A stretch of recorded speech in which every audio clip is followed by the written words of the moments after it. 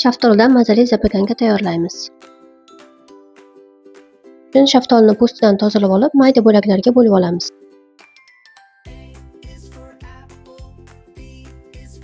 Bir dona bananni ham yaxshilab ezib olamiz. Ezib olgan bananimizga maydalagan shaftolimizni, keyin bir dona tuxum chaqib, bir osh qoshiq tvorog, bir osh qoshiq maydalangan ovsyanka solib yaxshilab aralashtirib olamiz.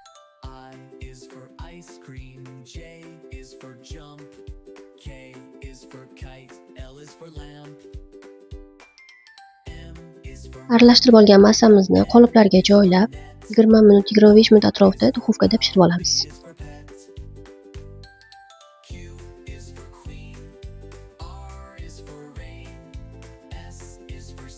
Agar sizda oshxona turbalarida har xil oziq-ovqat qoldiqlari, yog' qoldiqlari qoladigan bo'lsa, Tanolux antisasur granulasi oson tozalab beradi.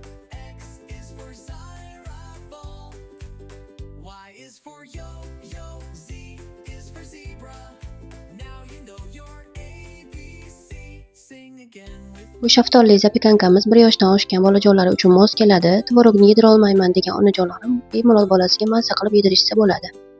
Sahifamni kuzatib boring, doim foydali videolar bilan bo'lishib boraman.